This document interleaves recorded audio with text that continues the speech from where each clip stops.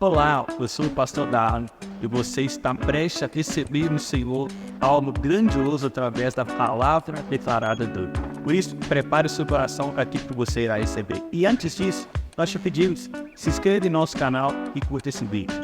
Olá! Nem precisa se preocupar de quebrar nenhum gelo, né? Darwin já quebrou todos os icebergs que possam existir na face da Terra. Então a gente está muito bem, a gente já pode ir direto já. E qualquer cajado que tiver também já tem azeite suficiente, todo mundo já foi embalsamado. Queridos, abra o livro de vocês em Eclesiastes 2. Está tudo no tablet aqui, mas o papel está aí também. A moda antiga.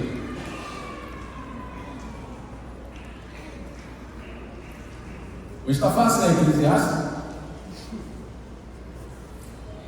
Não precisa abrir não. Eclesiastes 2, a gente vai ler do verso número 12 até o verso número 17. Vamos acompanhar comigo aí. A sabedoria e a insensatez. Vamos ler juntos aí? Você acompanha na mesma tradução? Então passei a refletir sobre a sabedoria, a tolice e a falta de juízo. O que poderá fazer o sucessor do rei? O mesmo que outros já fizeram.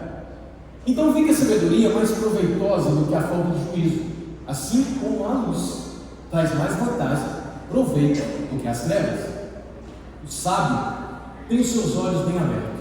Nas traduções, o sábio tem os seus olhos na cabeça, enquanto o tolo caminha nas trevas. Contudo, entendi que a mesma coisa acontece com ambos. Aí eu disse a mim mesmo: o que acontece com o tolo, acontece comigo também.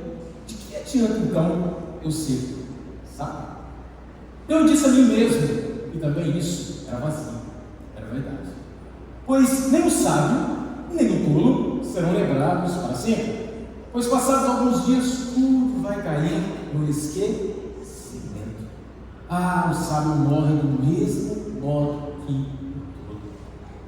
E para finalizar, por isso, desgostei da vida, pois me foi pesado demais o trabalho que se faz debaixo do sol. Sim, tudo é vaidade, correr atrás do vento. No ano de 1912, a data, 15 de abril, um navio britânico partia de Southampton, Liverpool, em direção a Nova York.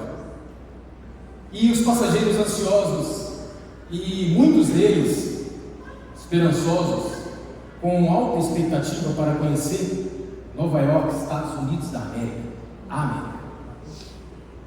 Com uma expectativa gigantesca naquele navio, também gigantesco, mais de 2.200 pessoas embarcaram naquele dia.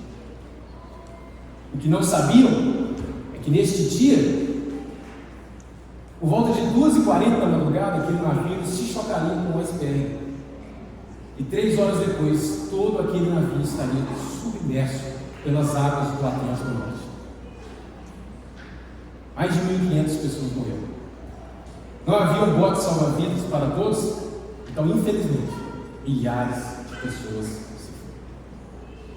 Foi como um choque para o mundo inteiro e fez com que todas as regulamentações marítimas, não somente da época, mas para o resto da vida, fossem edificadas, fossem editadas, retificadas, para que tornasse mais seguro, e acidentes trágicos como este, tragédias monumentais como esta, que as possibilidades delas acontecerem fossem minoradas em muito. A questão é, por que eu estou falando disso? E alguns de vocês podem conhecer, mas aqueles que ainda não conhecem, eu estou falando do Titanic. Nesse dia, enquanto o navio afundava e afundava cada vez mais rápido, e milhares de pessoas estavam desesperadas para salvar a sua vida, outras que estavam sofrendo a dor e o espanto e o pânico de perceber que a morte estava se aproximando, eles tomaram decisões como pular diretamente na água para que morresse de imediato e não esperasse o momento em que a água chegasse até eles. Mas no meio de todo esse caos e construção que tomava conta de tudo. Daquele navio extremamente luxuoso, bem construído. Uma banda, comandada por Michael Hart, um músico, ela tocava uma canção que dizia: mais perto quero estar, meu Deus, de ti, ainda que seja dor que me una a ti. Enquanto tocavam e cantavam esta canção, morreram, submersos, tudo na vida. Por que, num momento de tão grande caos e destruição, uma canção como essa é traga à tona pelo chefe da orquestra? Porque os olhos dele já podiam contemplar a eternidade sobre isso. Os olhos dele já podiam contemplar a próxima fase da vida, que é longa e não curta como essa. No livro Céu na Terra, de Thomas Brooks, Bernard, um dos que ele cita no livro, quando ele está falando sobre a beleza do céu, ele diz assim: o que vivemos aqui não é vida, vivemos apenas uma jornada para a vida.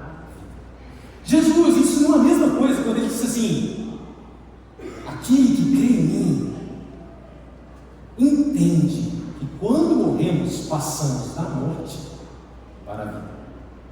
Por quê? Porque o entendimento de que o que vivemos aqui é efêmero e tão transitório, e tão sem sentido, é tão vaidade, é tão como correr atrás do vento,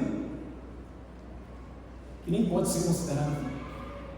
É somente uma estadia, uma passagem. É na verdade uma jornada em direção à verdadeira vida. E hoje a gente vai refletir, pode colocar aí, Gabriel, em cima deste tema: olhos para acima do sol. Coloca a frase do Billy Graham aí, por favor, Gabriel. Billy Graham diz assim: a vida é curta, mas a eternidade é longa. O livro de Eclesiastes, ele é a tentativa de um rei sábio, e do rei mais sábio que a terra conheceu, e nunca mais conhecerá um igual, porque o próprio Deus disse que não haverá. Do rei mais rico que a terra conheceu, e da mesma forma não haverá. É uma tentativa de expor, de trazer experiências que ele teve dentro de si, e durante toda a sua vida, nas considerações que fez sobre a terra, e sobre tudo que há diante dos seus olhos. É uma tentativa de colocar isso para fora, a fim de que as pessoas que o lessem, o ouvissem, pudessem ter uma noção do que é o experimento do rei mais sábio de toda a terra, mais rico de toda a terra, que teve todas as oportunidades possíveis para desfrutar de tudo que havia possível. Dessas pessoas teriam a oportunidade de saber qual o fim dessa experiência. Eclesiastes é isso. É a oportunidade que a gente tem de olhar para alguém que viveu tudo o que viveu, que experimentou de tudo, que observou todas as coisas, que considerou, que pesou em balanças e chegou a conclusões sábias e inteligentes. É a oportunidade que a gente tem de perceber qual foi a conclusão. Esse é o livro de Eclesiastes. E no capítulo, no número 2, a partir do verso número 12, Salomão ele continua como uma resposta do que ele havia acabado de falar. E a gente refletiu sobre os prazeres com o pastor Darmo, e ele chegou à conclusão que depois de experimentar todos os prazeres, tudo isso foi inútil. E ele começa o verso número 12 dizendo então, ou seja, como resultado disso que eu acabei de falar, eu passei agora a refletir na sabedoria. Não encontrei prazer, não encontrei sentido, não encontrei completude, não encontrei plenitude, não encontrei verdade nos prazeres, em todos eles que eu experimentei. Agora, eu vou passar a considerar a sabedoria, a loucura e a insensatez. Observem comigo. Quando Salomão fala no verso 12 que vai passar a considerar a sabedoria, a loucura e a estultícia, ou a insensatez, ele está querendo dizer o seguinte: eu agora vou passar a pesar em balança a sabedoria, a loucura e a insensatez e vou tentar encontrar sentido nisso. E aí depois ele diz assim: o que o rei faz, o seu sucessor não fará nada de novo. O que ele está querendo dizer com isso? Ele está querendo dizer: a experiência que eu estou fazendo, aquele que vai vir depois de mim para investigar a mesma coisa que eu investiguei, não encontrará nada de significativamente novo, a fim de que possa trazer sentido ao que eu estou dizendo que não tem sentido. Por que isso? Porque ele sabe que a inspiração que Deus deu para ele, para pesar isso, para considerar e para refletir nesses assuntos aqui, Deus deu somente para ele. E nenhum outro homem na face da terra vai ter a mesma sabedoria que ele para pesar isso em balança, para chegar a uma conclusão. Quando ele diz isso, ele está dizendo assim: há um desencanto com qualquer realização nova. Ou seja, não tem nada de novo, não vou fazer nada do que eu já fiz. É por isso que ele diz: o que fará o sucessor depois do rei? Nada do que já foi feito. Mas vamos continuar a refletir, e a gente passa agora para o verso 13, acompanha comigo, e ele diz agora que percebeu que a sabedoria é melhor que a insensatez. Isso aqui é maravilhoso, sabe por quê? Porque eu não sei vocês, mas eu já tive a impressão de que quando eu leio Eclesiastes, dá a impressão de que tão lógico. Vocês chegaram a essa conclusão? Então nada faz sentido. Não faz sentido construir, não faz sentido edificar, não faz sentido ser sábio, não faz. É tudo ele está dizendo que é vaidade. Tudo ele está dizendo que é vazio. Tudo ele está dizendo que é correr atrás do vento. E a figura do vento aqui é a figura de algo efêmero, passageiro, transitório, em que a gente nem ao menos consegue ver. E ele diz correr atrás do vento para significar: é impossível pegar, é impossível tocar, é impossível encontrar a verdade significativamente nova que faça sentido nisso tudo. E vaidade, ele quer evocar o significado de algo oco, vazio, que não tem sentido, que não é preenchido. É como o metal que soa, o sino que tinha. Mas ele diz algo aqui no verso 13 que eu quero refletir com vocês, e quero convidar vocês a vir junto comigo. E ele diz assim: percebi que a sabedoria supera a insensatez, assim como a luz é melhor do que as trevas. Darwin já falou isso aqui, eu vou repetir. Quando Salomão ele disse que tudo é vaidade, ele está fazendo uma consideração debaixo do sol. Os olhos de Salomão estão sobre a terra, pesando as edificações, as realizações do homem, as buscas do homem, as entregas do homem, toda a tentativa do homem de encontrar sentido, de encontrar verdade, de encontrar fim na terra. Por isso ele diz debaixo do sol. Os olhos de Salomão não estão acima do sol neste texto que a gente está percebendo aqui, que a gente está diante. E o objetivo dele agora é deixar claro que eu não estou dizendo a vocês para não buscarem a sabedoria. Por isso ele diz: eu percebi na minha experiência que a sabedoria supera a insensatez. Porque a sabedoria é muito melhor do que a loucura. Coloca para nós aí, por favor, Gabriel, Tiago 1,5. E a gente vai ver lá em Tiago 1,5 que Tiago diz aos seus leitores: aquele que tem falta de sabedoria, peça a Deus, que dá livremente, de boa vontade, sem lançar no seu rosto. Ou seja, quando você vai até Deus pedir sabedoria, Ele nunca vai virar para você depois de te dar e dizer: eu te dei sabedoria, fui eu que te dei sabedoria, e eu te dei essa medida aqui, ó. Não, Tiago está dizendo assim: o Senhor dá de boa vontade, o Senhor dá de forma livre. Por que a gente tem pessoas insensatas a cada dia que passa em maior nível de insensatez? Porque nós não temos pessoas que estão pedindo a Deus sabedoria. O que é sabedoria? Sabedoria é prudência. Sabedoria é capaz de lidar e administrar as situações da vida de forma equilibrada. Tiago faz um paralelo e diz que aquele que pede sabedoria e duvida que vai receber, ele é como as ondas do mar. dizer com isso? Essa pessoa, ela é inconstante. Essa pessoa, ela é instável. Essa pessoa, ela não é equilibrada, ela é desequilibrada. A cada momento ela bate com uma força diferente. A cada momento ela vai em uma direção diferente. A cada momento ela está alta, como a maré, como as ondas. Em outro momento ela está baixa. Ela é inconstante. Ela é incapaz de manter um equilíbrio. Ela é incapaz de manter um comportamento prudente, de bom senso, que faça sentido de acordo com a sabedoria. Coloca para nós Provérbios 8, 22 aí, por favor, Gabriel. O que a gente vai ver em Provérbios 8, 22? A sabedoria sendo glorificada. Provérbios 8, 22. O Senhor me possuía no início da sua obra, antes das suas obras mais antigas. Esse Provérbios 8 aqui, o título dele é O Chamado da Sabedoria. Quem está falando aqui não é Deus. Quem está falando aqui não é Salomão. Quem está falando aqui é a própria sabedoria. É como se Salomão tomasse o lugar da personagem sabedoria e dissesse aos seus leitores o que a sabedoria está dizendo para vocês. Então é a sabedoria que está falando ali, olha. O Senhor me possuía no início da sua obra, antes das suas obras mais antigas. Pode continuar. Fui estabelecida desde a eternidade, desde o princípio, antes do começo da terra. Nasci antes de haver abismos, quando ainda não havia fontes carregadas de águas. Antes que os montes fossem firmados, antes de haver colinas, eu nasci. Deus ainda não tinha feito a terra, nem os seus campos, nem sequer no princípio. E agora finaliza, do pó do mundo. Eu estava lá quando ele preparava os céus, quando traçava o horizonte. Vocês estão vendo a beleza da sabedoria? A majestade da sabedoria? O Provérbios 8, todinho, é um chamado da sabedoria aos homens tolos e insensatos. É a sabedoria dizendo: venham até mim, me busquem, me procurem, eu sou excelente.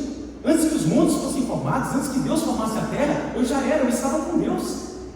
Ou seja, Salomão não está querendo dizer que na sabedoria prudente, na sabedoria que vem de Deus, não há proveito, não é isso. E exatamente, ele começa o verso 13 dizendo, deixando claro: eu percebi que a sabedoria supera a insensatez. Não confundam a sabedoria com a loucura. É nesse texto, em Provérbios 8, que está escrito: eu amo os que me amam, e os que me buscam de manhã me acham. Um tanto de gente acha que é Deus falando. Não é Deus falando, é a sabedoria dizendo: aqueles que me procuram, me encontram. Em Tiago está escrito que existem dois tipos de sabedoria: a sabedoria demoníaca, aquela que está cheia de inveja, de arrogância, de egoísmo, porque aquele sábio que empina o seu nariz, o seu queixo, acha que está acima daqueles que estão junto com ele no mundo. Essa sabedoria não vem de Deus, é a sabedoria demoníaca. Mas existe a sabedoria que vem de Deus, e o próprio Tiago chama ela de sabedoria demoníaca. Mas a sabedoria que vem de Deus, a Bíblia diz que ela é sem parcialidade, ela produz bons frutos, ela é misericordiosa, ela é compassiva, ela é cheia de clemência e de amor. Ou seja, é dessa sabedoria que Salomão está falando. Ela supera a insensatez. A sabedoria está num degrau acima, a sabedoria está num patamar acima. Aí ele diz, agora ele usa uma ilustração para dizer: já que eu disse que a sabedoria supera a insensatez, ela supera como? Ela supera assim como a luz supera as trevas. Que coisa perfeita. Que coisa perfeita. Talvez não existiria uma ilustração melhor para descrever o que Salomão acabou de falar. Eu te convido a escutar com atenção, porque quando Salomão fala sobre isso, ele diz o seguinte: a minha conclusão é que existe um abismo de diferença entre a sabedoria e a loucura. Ambas estão diametralmente opostas. Existe um círculo, e a sabedoria e a insensatez não estão no núcleo do círculo. A sabedoria e a insensatez estão diametralmente opostas. A sabedoria está de um lado e a insensatez está de outro. Elas não se comunicam, elas não estão presentes em um só lugar. A sabedoria está distante da insensatez. Agora, eu quero pensar junto com vocês. Essa alegoria que Salomão usa, ele diz que a sabedoria é como a luz e a insensatez é como as trevas. O que ele está querendo dizer com isso? Quando a gente para pensar sobre a luz, olha as características da luz e olha o que ela é capaz de fazer. Ela é esclarecedora. A luz ilumina. A luz traz beleza. Se eu apagar essa luz aqui, alguma beleza pode ser contemplada nesse lugar? Não dos homens. Alguma beleza pode ser contemplada? Não, nenhuma formosura será contemplada nesse lugar. A sabedoria ilumina, esclarece. A sabedoria, como luz, produz vida. A luz produz calor. A luz produz inteligência. Por isso que o apóstolo Paulo falou: ilumine os olhos do vosso entendimento, porque a luz tem a ver com o entendimento, com a compreensão. Quando Quando você não está entendendo muita coisa, você vai dizer o quê? Está um pouco nebuloso as coisas aqui, estão confusas, está meio escuro. Ele diz assim: a luz, ela tem a capacidade de definir, de discernir. Se você não está enxergando muito bem, o que você faz? Você lança mais luz. A luz, ela tem a capacidade de influenciar. Você constrói com a luz, você edifica com a luz, você promove força com a luz. Meu irmão, já as trevas, o que você faz com elas? O que você faz com as trevas? O que você consegue enxergar nas trevas? O que você consegue construir nas trevas? O que você consegue edificar nas trevas? O que você consegue iluminar nas trevas? Você tem um caminho nebuloso na sua frente. Isto é o que as trevas fazem, somente e nada mais. As trevas, agora alegoricamente linkada à tolice, tudo que a sabedoria pode fazer, as trevas farão no custo. E quando a gente olha para a criação, a gente gosta de Gênesis, né? Gênesis 1, versículo 1 ao 3, está escrito assim: no princípio criou Deus os céus e a terra, e a terra era sem forma e vazia, e havia trevas sobre a face do abismo, e o Espírito do Senhor pairava sobre a face das águas. Percebam que apesar de haver trevas na face do abismo, o Espírito do Senhor pairava sobre a face das águas, porque para Deus não existem trevas capazes de impedir a sua movimentação poderosa. E aí, o próximo passo no versículo 3 é o quê? E disse Deus. O que Deus disse? O que Deus disse? Haja luz. E a luz demorou a crescer? Imediatamente houve luz. Pelo poder da sua palavra, Ele criou a luz. Aí a Bíblia continua dizendo assim: e viu Deus que a luz era boa, e fez separação entre a luz e as trevas. Imediatamente ao criar a luz, Deus percebeu que na luz havia uma bondade, uma maravilha, e separou das trevas imediatamente. Por isso Jesus disse: o mundo não vos ama, porque vocês não são do mundo, porque vocês estão diametralmente opostos. Vocês estão de um lado, o mundo está do outro. As trevas não conseguem se comunicar com a luz, porque o Deus de toda a terra separou isso no princípio, gente. É impossível juntar as duas coisas. É por isso que a partir do momento que você lança a luz no ambiente, acabou, irmão. As trevas nada mais são do que a ausência dessa capacidade de clarear, de iluminar que a luz tem. E que beleza ler isso. Ou seja, quando a luz está falando, quando a Bíblia está falando de sabedoria como luz, em contraste com as trevas, da tolice, da insensatez, ela está querendo dizer que a luz nada mais é do que uma expressão de Deus. Quando João estava escrevendo o seu evangelho, lá no capítulo 1, versículo 9 até o 18, ele diz assim: estava chegando na terra a luz do mundo, a luz que ilumina todos os homens. Você já parou para pensar que dentro de você há uma semente de luz plantada pela terra? Porque a Bíblia diz que Jesus é a luz que ilumina todos os homens. E você já parou para pensar, se Deus tirar completamente a luz dele de dentro de todos os homens, o mundo se destruiria imediatamente? Tiago, você está falando da igreja? Não, eu estou falando de todos os homens. Tiago, você está falando dos guitarristas malucos, loucos, entregues a tudo quanto é tipo de procedimento satânico? Sim, eu estou falando. Você está falando dos artistas, daqueles que fazem pactos, aqueles que declaram abertamente que são contra Deus e tudo que se chama Deus? Sim, eu estou falando. Dentro de cada homem na face da terra há uma semente de luz plantada na criação que ele nunca poderá negar. E é esta semente de luz que tem a ver com a graça comum derramada sobre todos os homens que freiam a humanidade. Porque se a humanidade fosse entregue a si mesma por um só instante sequer, ela se destruiria completamente. Tudo que a gente vê é uma expressão do coração humano longe desta luz. Longe desta luz. Salomão está querendo dizer: olha, eu estou olhando para vocês, eu considerei a sabedoria, agora presta atenção no que eu estou falando aqui. Se vocês se entregarem à tolice, a vida de vocês será nebulosa. A vida de vocês será nebulosa. Não se entreguem à tolice. Irmão, o que é tolice? Tolice é loucura. E a gente estudou algumas coisas que dão característica a uma pessoa como louca. Eu lembro agora da parábola do rico insensato, do cara que achou que destruindo seus celeiros e construindo um monte de coisa, e agora tendo tudo o que precisa para se fartar, ele simplesmente disse: agora eu tenho tudo, está tudo bem, minha alma come e bebe, se farta minha alma. Deus diz: não, tolo. Eu lembro agora do filho pródigo que deixou a casa do pai. Ele abandonou o recôndito do pai, ele abandonou as asas do pai, ele abandonou. Eu vi uma foto essa semana fantástica, não sei se o Matheus Mafra está aqui, acho que não está aqui. Eu vi uma foto do Matheus Mafra essa semana, acho que foi hoje até, do filhinho dele deitado na cama, aparecendo só um pedacinho do menino dele, com o braço dele entre o menino, abraçando o menino. Aí ele comentou assim: mó frio, vim comigo com o papai. Irmão, o filho pródigo nada mais fez do que abandonou a cama da manhã do pai. Aquele carinho, aquele afago do pai, ele abandonou. Tolo, maluco, desesperadamente doido.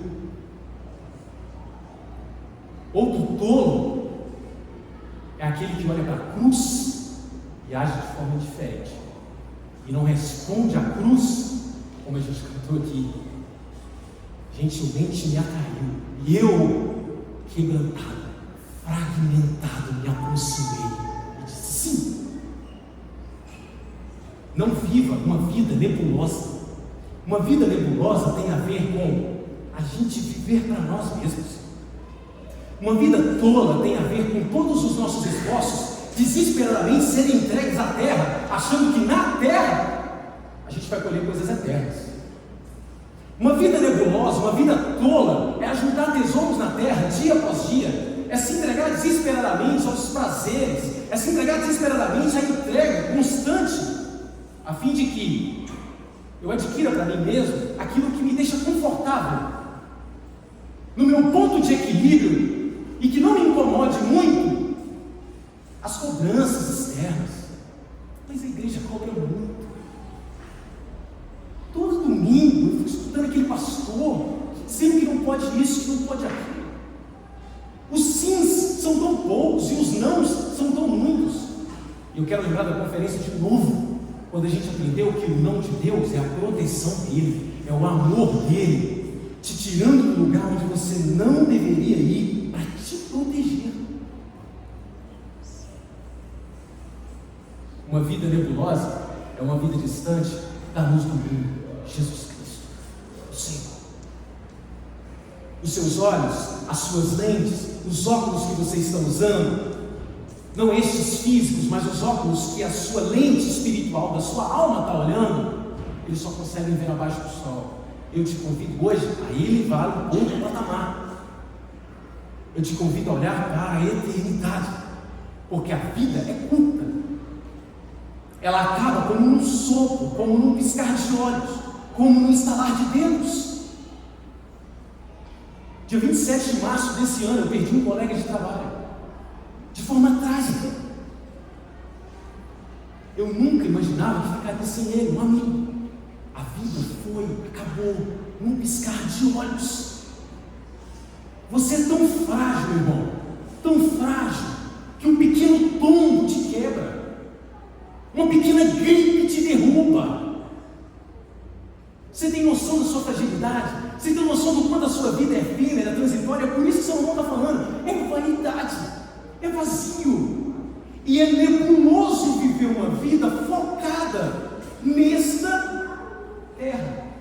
Por quê? Porque o destino, o fim, ele chega para todos. E quando você menos esperar, assim como Darwin compartilhou que há 9 anos foi postado e parece que foi ontem, assim como as semanas estão passando como piscar de olhos, você se perdeu, irmão, porque você pensou só na terra. Todas as vezes que o pregador te convidou, te impulsionou, te encorajou a dizer: chega aqui, seu pastor, e diga: pastor, eu quero conhecer a Deus. Me mostra como que eu devo ler a Bíblia. Hoje eu recebi uma mensagem do irmão de nossa igreja, e o coração sedento, E ele disse: Tiago, no fim da escola bíblica dominical, quando você falou que um de nós poderia ser o próximo professor da escola bíblica dominical, eu disse: pode ser eu. Me ensina, me mostra o cronograma, como que você faz para ler, como você faz para estudar. Falei com ele: irmão, não precisa nem de responder, o meu coração já está pulsando. Deus está chamando um povo que olha acima dos olhos. Ah, mas eu vou ter que abdicar, irmão. Você vai ter que abdicar de tudo. Para tudo na sua vida você vai ter que abdicar. Tudo que você for fazer na sua vida você vai ter que abdicar. Não é só para a igreja. De onde você tirou isso? Que é só para trabalhar no reino de Deus que você vai ter que abdicar. Você vai ter que abdicar até mesmo para colocar sua roupa. Você tem que tomar bem primeiro. Ou seja, você vai ter que abdicar do suor. Até disso você tem que abdicar, meu querido. Você tem que abdicar da sua preguiça para você lavar a vasilha, para você tomar alguma coisa na vasilha limpa. Você tem que abdicar de tudo, irmão. Você tem que abdicar de conforto para levantar cedo e trabalhar e colocar sustento dentro de casa. Você está vendo que as abdicações, elas vão subindo de níveis, mas elas acontecem desde um nível menor até um nível maior. De qualquer maneira você vai ter que abdicar. A questão é, qual o preço você está disposto a pagar? Aonde você quer chegar? Agora, abdicar, você vai ter que abdicar. Você vai ter que abnegar. A vida cristã é um chamado à renúncia, é um chamado à autonegação. Você não foi chamado para viver para cima. Segundo os Coríntios capítulo 5, a partir do versículo 17, Paulo fala assim: agora vocês são nova criatura, as coisas velhas se passaram e isso tudo se fez novo. Aí ele fala assim: Cristo morreu por todos, para que todos agora vivam, não vivam mais para si mesmo, mas para Cristo. Ou seja, Jesus não morreu para mim, para eu viver para mim. Jesus morreu por mim, para eu viver por Ele agora. Nós éramos escravos de Satanás, escravos das nossas paixões, escravos dos nossos desejos, vivendo uma vida nebulosa, uma vida completamente vazia, cheia de vaidade, tentando correr atrás do vento, achando que no nosso esforço a gente vai conseguir saciar a nossa alma. E a gente descobriu que nada pode nos preencher plenamente, senão Deus. Porque o mesmo Salomão escreveu aqui em Eclesiastes, eu não vou entrar no texto, nos textos que a gente vai entrar de forma posterior, mas ele escreveu e disse: a eternidade foi colocada dentro de nós. Ou seja, dentro de você, irmão, tem uma semente de eternidade. Entendeu agora porque a vida não se satisfaz de forma plena? Porque você é um campo em que Deus plantou uma semente de eternidade lá dentro, irmão. E essa semente, se ela não germinar, da terra também ela não vai sair. Você foi chamado para coisas muito maiores. Você tem que entender que você foi chamado para ver coisas acima do sol. E eu estou aqui para te chamar, te convidar, te encorajar. Corra em direção a isso, meu irmão. Corra com todas as suas forças. Viva para Deus com força, com ânimo, com vigor, com poder. Vamos continuar. Lá no verso número 14, Salomão continua e diz assim: o homem sábio tem olhos que enxergam. O homem sábio tem olhos na sua cabeça, mas o tolo anda nas trevas. Todavia eu percebi que ambos têm o mesmo fim. Desanimador? Não, não é desanimador. É reconfortante. Para pensar comigo. A palavra hebraica aqui para olhos é aim, e a palavra hebraica para cabeça é rosh. O que isso quer dizer? Quando Salomão fala, os olhos do sábio estão na sua cabeça, quando ele está falando olhos, ele não está falando dos olhos físicos.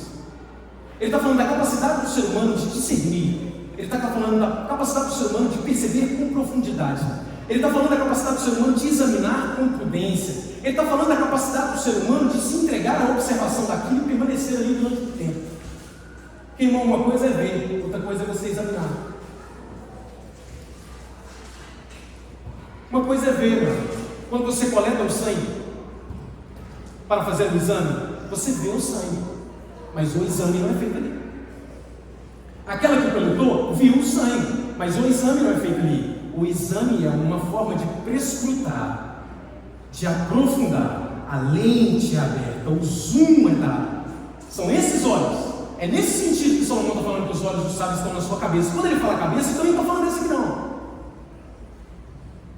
Ele está falando agora da capacidade de entendimento do homem. Ele está falando da capacidade que Deus colocou dentro do homem de entender as coisas. É a capacidade que Deus te deu intelectual, meu amigo.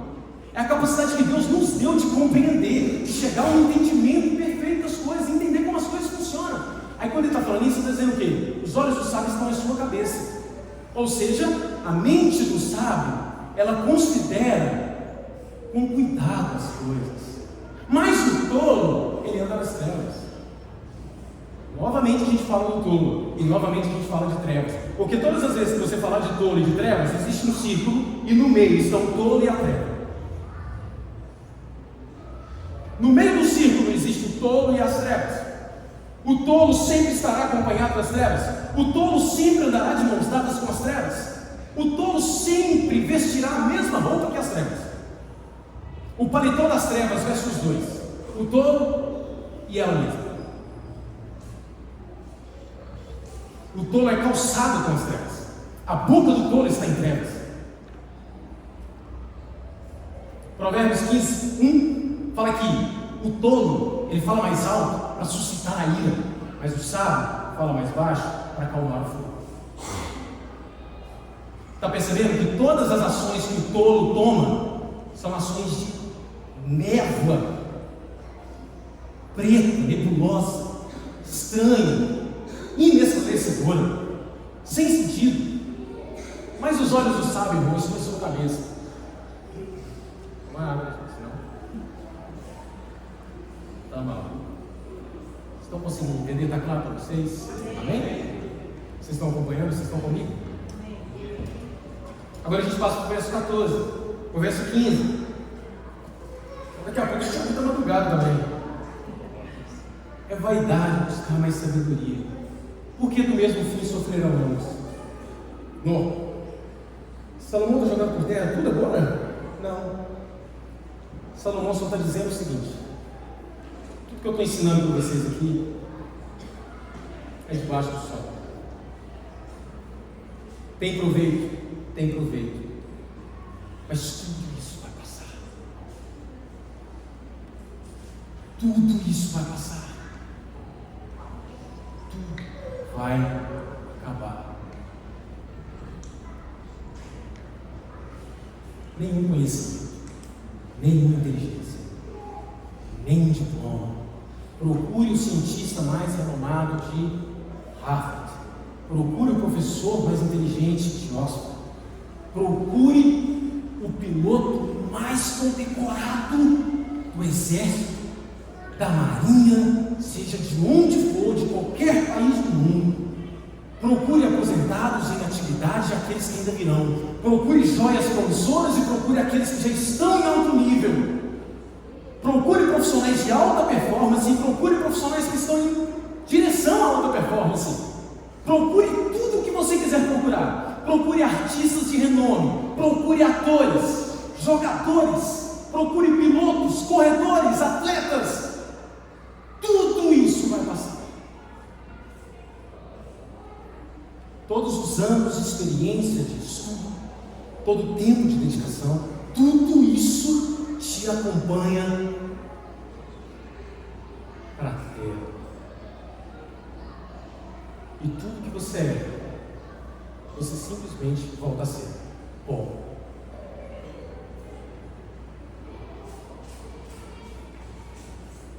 Salmo 103, verso número 10 até o verso 14. Está escrito assim: o Senhor não nos trata conforme as nossas transgressões, antes Ele trata a gente conforme a sua misericórdia. Porque se Ele nos tratasse conforme as nossas transgressões, nós seríamos dizimados diante da sua santidade. E Ele termina assim: porque Ele conhece a nossa estrutura e sabe que a gente é bom. Parte B, verso 14. Ele sabe que a gente é bom. Deus te conhece e sabe que você é bom. Já que você sabe que o sábio e o tolo vai ter o mesmo lugar para ir, qual atitude você vai ter enquanto você vive? É essa a questão, meus irmãos. É isso que a gente precisa entender. Eclesiastes não foi escrito para nos desanimar, para nos frustrar. Eclesiastes foi escrito para nos fazer caminhar sobre uma vida plena e sábia enquanto a gente está aqui. Não se frustrem com Eclesiastes, não fiquem bravos com Salomão. Fique bravo com você que não sabe usar seu tempo, assim como eu. A dificuldade que a gente tem para administrar o nosso tempo. Eu falei na escola dominical hoje, num horizonte de tempo menor, agora eu vou falar no horizonte de tempo maior. Se você viver 60 anos, 20 anos da sua vida foi trabalhando. 20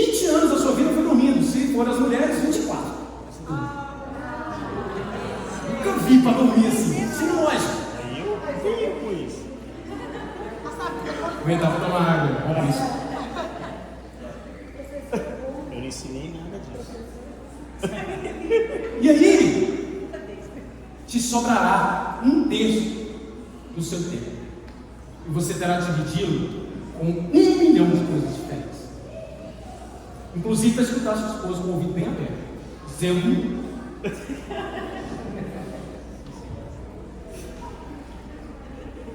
as esposas são uma bênção. Te falo isso porque ama, né? Muito. Inclusive para te interromper, abrir a porta do quarto se você quiser achar fechado. E para perguntar por que você está mandando esse áudio, o que você está vendo. Mas é sempre assim, gente. A vida é cheia disso. A vida é cheia disso, você vai ter que administrar esse tipo de coisa. Vamos ter que administrar. A gente vai ter que administrar o tempo todo. A gente vai ter que administrar, a gente vai ter que usar parte desse tempo para administrar um conflito de trabalho que deveria ser resolvido no trabalho. A gente vai ter que administrar parte desse tempo para resolver os problemas do menino na escola, para levá-lo até a escola. A gente vai ter que usar parte desse tempo para estar em momentos de felicidade, de lazer, e também em momentos de tristeza, de luto. E a gente tem pouco tempo. E caminhando para o final agora, quero convidar vocês para ir comigo junto agora para o verso 15. E aí Salomão fala assim: fica pensando. O cara que pensa, o que acontece ao tolo também vai me acontecer. Que proveito eu tenho de ser sábio? Então eu disse a mim mesmo: faz o menor sentido esse negócio. Nem o sábio, nem o tolo serão lembrados para sempre. Nos dias futuros, daqui a pouco todo mundo esqueceu de tudo. Como pode o sábio morrer como o tolo? Como pode uma coisa dessa? Aí agora, a gente finaliza no verso 17. É Salomão agora desgostoso da vida. Desgostoso da vida. Completamente desgostoso da vida. Diz assim: por isso desprezei a vida. Pois o trabalho que se faz debaixo do sol pareceu pesado demais para mim. Tudo era inútil. Era correr atrás do outro. Pensa um pouquinho.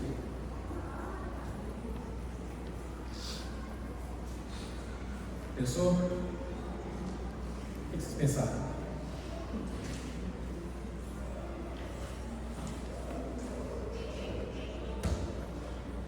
Os meninos do louvor, chega mais aí. Quero convidar vocês agora para partir para o momento de reflexão. Quero convidar vocês agora a olhar para aquilo que Deus colocou diante de nós, olhar para esse espelho que Ele colocou diante da gente e nos contemplar, sabe? Nos ver com honestidade, nos ver com integridade, nos enxergar mesmo. Porque a gente o tempo todo fica tentando gerar algum tipo de desculpa, justificativo para essa névoa, para essa treva, que a gente insiste em caminhar de forma tola, de forma idiota, de forma maluca, de forma louca, tentando encontrar aqui o sentido, se esforçando de um monte de formas diferentes, quando na verdade o que a gente precisa fazer é voltar para o princípio. O que a gente precisa fazer é voltar para o jardim. Já pararam para pensar nisso? O que você precisa fazer, irmão, é voltar para o lugar de ser onde nunca deveria ter saído. Você é um filho que saiu da casa do pai? Volte na casa do pai, irmão. Você nunca deveria ter saído de lá. As roupas do armário ainda estão com o seu perfume. E você está fazendo falta à mesa. E o pai sente sua falta. Você é o filho que está aqui dentro, rabugento, fica murmurando.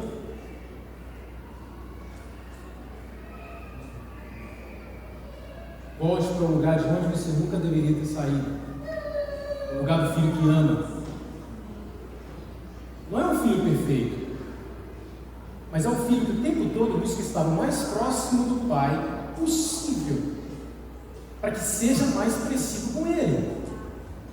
Porque quanto mais parecido com o pai, menos lugar no seu coração haverá para esses tipos de sentimentos característicos. Porque Deus te preenche. Deus é cristalino, límpido, amoroso, cheio de misericórdia, sem parcialidade. E Ele dá livremente. não lance em nosso rosto. E Ele está nos procurando. Nos procurando? Sim, Ele está nos procurando. E essa semana, eu estava prestes a dormir. O Senhor tocou no meu coração para que dormisse um pouco mais tarde, ficasse um tempo com Ele. E eu fui. Como é maravilhoso, né? Como é fantástico. Como diz o salmista, um dia em sua casa vale mais do que 1000 vezes em outro lugar. Do mesmo jeito que 1 minuto com Deus vale mais do que 24 horas de uma vida para sempre. Se aqui tem alguém ainda que nunca separou um tempo na sua vida para ficar só com Deus, mas se você quiser, fecha a porta, desliga a luz, coloca um fone de ouvido, coloca uma canção para tocar, você não precisa falar nada. Quando Jesus falou assim, entra no seu quarto, fecha a sua porta, Ele disse assim, o teu pai vai te ouvir. Não. Ele disse, o teu pai vai te ouvir. Não é o que você fala, irmão, é o que você faz. Não é o que você fala, é a sua condição. Não é o que você fala, é o seu coração fragmentado, é o seu coração na condição de contrito, que chama a atenção dele. Porque Ele não despreza, pelo contrário, Ele abraça, Ele traz para si. Então, escute a voz de Deus hoje. Eu te convido a ficar de pé agora, para que a gente possa, junto em igreja, como igreja, não ore só pela sua vida, não ore só pelo seu crescimento, ore também pelo que está do teu lado, ore também pelo que está à tua frente, ore também para aquele que está atrás de você, ore como uma igreja, como um corpo, pedindo a Deus, Senhor, me leva a esse patamar de sabedoria, me leva a olhar assim